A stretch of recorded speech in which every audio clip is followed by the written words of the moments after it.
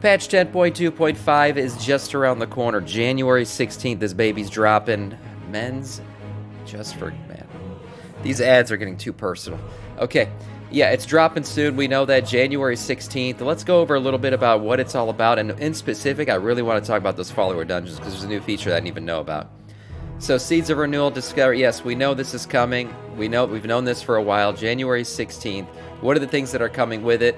Well, we're getting Belamet, the new Night Elf city where Horde are allowed to come back after helping the elves get a new homeland after burning their previous homeland. So yeah, there's a thing there. But yeah, Belamet, new Night Elf city. We're going to get to check it out.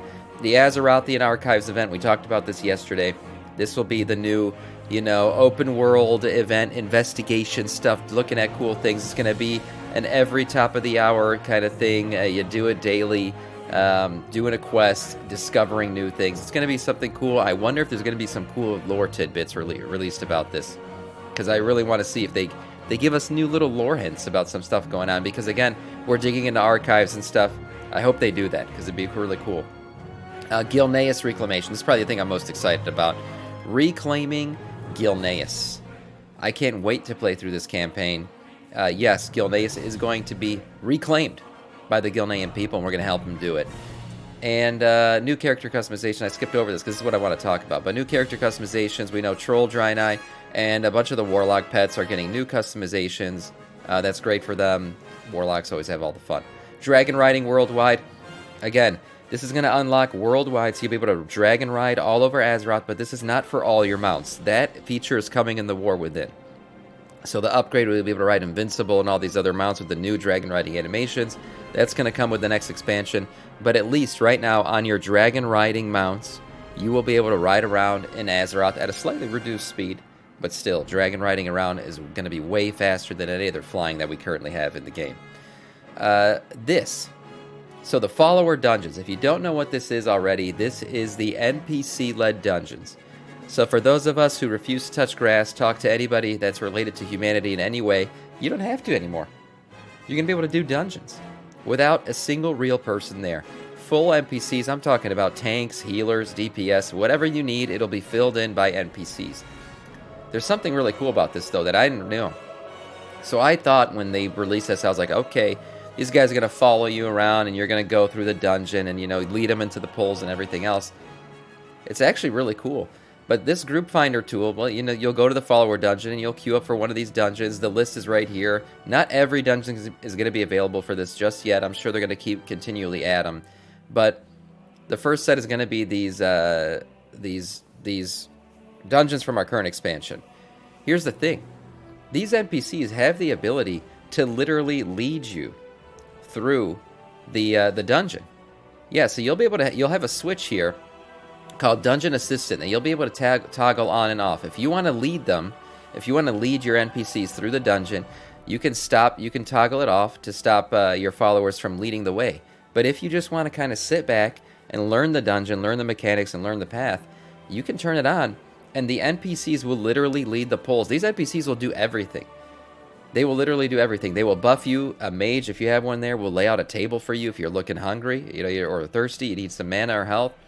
And the tank will lead the polls. If you toggle this on, they will literally select the next pack, charge, and everyone will continue on, and you'll just follow as if you're just another guy. Now, it's interesting because I'm the tank, right? I'm a blood DK. That's what I play. So I wonder if I turn this on. Right, yeah, that's what I was feeling right there. That's the exact sound of what I was feeling. But here's the thing. If I'm the tank, how are they going to lead? Am I going to have some hunter? That would fit in with the, typical dungeon experience, but some hunter pulling the next pack before I'm ready? I don't know. I'll have to try it out, probably test it on stream and see how that goes. But yeah, these NPCs can literally lead you through the dungeon, which is pretty crazy. This tech is insane, honestly. And I'm wondering if they're going to one day have follower raids. That'd be pure insanity. Free mage table, anytime for a healer. Yeah, that's some cool stuff. Moving on, January 16th will also leave us with Twitch drops. Yeah, so from January 16th to the 23rd, the Twitch drop will be available. That drop is the Grim Campfire toy. So if you don't know what it is, this is cool blue flame, skull and bones campfire toy that you'll be able to get. And make sure your Twitch account is linked to your Battle.net account. I can link this in the chat because this drop will be available in the stream on January 16th when the patch goes live, and I'm excited for it, starting at 10 a.m., which is basically reset time. And you'll be able to get the Grim Campfire toy for what? Probably 4 hours of viewing, right? That's what they've been doing lately. Oh, wow, it has a 7-day cooldown before you can relink your Twitch account. Okay, so make sure you're linked up before this goes live. And this will probably, like I said, this will likely be a 4-hour viewing, get your drop kind of thing. That's what they've been doing lately. Moving on to Mythic Dungeons. According to the post, it's only normal dungeons for follower dungeons skeptical. Yeah, well, it's going to start. You know, this is just the start. Normal dungeons to start, but I'm sure it'll move on to something else later on. But, you know, this is still really cool. It's a really cool way to just discover the dungeon, maybe. You don't want to get up in a group. There's no pressure with it. So, Mythic Dungeons. We were just talking about doing Mythic raids here on the stream, and we were waiting for cross-server to open up. Evidently, though, this has been a rough one. Now, I've talked about how the difficulty of this raid, I feel like, has been pretty good. It's challenging, but not overly hard, like Sepulchre of the First Ones was. But evidently, the Mythic version of this raid is causing a lot of problems. So if you look at the numbers here, the real hang-up is evidently Smolderon, T-Swift, and Farak, right? Around 47% of guilds who are 6 of 9 have killed Smolderon. Only around 22% of the guilds that have killed Smolderon have killed Tindral. So that's a huge hang-up right there. Tindral's bitch-slapping raids, evidently. Yeah. Thought I'd join your stream after seeing you in Pyro's chat a few times. Hope you're... Thanks, Grim. Yeah, welcome in, man. 46% of guilds that have killed Tindral have killed Farak. So it looks like there's a big wall here at Tindral. After Smolderon and Tindral, that's a big wall for a lot of guilds. And then moving on to Farak, only 46% of the ones who get past Tindral actually kill Farak. If you compare that to other numbers, like Aberrus, 70% of guilds who were 4 of 9 moved on. 70% moved on again. 65% killed Niltharion, who were able to get up to there. And then 43% killed Sakareth in the same time frame. Now we're looking at the same time frame that we are currently in now. So you see here, like, the only hang-up was the final boss. That's what's expected. But otherwise, it was like 70, 70, 65. So the last raid was certainly easier than the current raid, when it comes to Mythic at least. Vault of the Incarnates, same thing except Razageth. Now, I said this before. Razageth was a harder boss, I believe, than Farak. Razageth was the toughest, I think, end boss in Dragonflight, and it shows here. Only 24% of guilds that had gotten up to Razageth were able to kill him at the same time. Whereas, when we look at the current rate, it's 46% that get up to Farak kill him. So that was a hang-up. But still, overall, the triple, like the 3-pack of hardest bosses is the current raid. Now, if we look at what was known as one of the hardest raids of all time, Sepulchre, we see that Halandris, you know, that was a big hang-up for a long time. Remember, they had to nerf the shit out of that boss. Only around 28% of guilds that killed Halandris killed Anduin. And we all know Anduin was supposed to be an end boss. And he turned out to be the end boss of Sepulchre of the First Ones. Because if you got past Anduin, odds were you were going to get to kill the Jailer at some point. Rygolon was a 79% kill rate. Lords of Dread, annoying with the whole...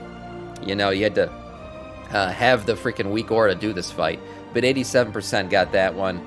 48% got the Jailer. The biggest one was, and the lowest of everything we've looked at here is Anduin, only 28%, which is pretty wild.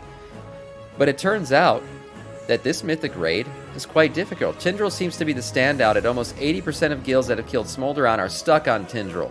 And that makes sense. That fight does have a lot of one-shot mechanics, especially probably in Mythic, where you got the mushrooms and seeds of the flame and everything else that can really one-shot a raid if not everyone does it correctly.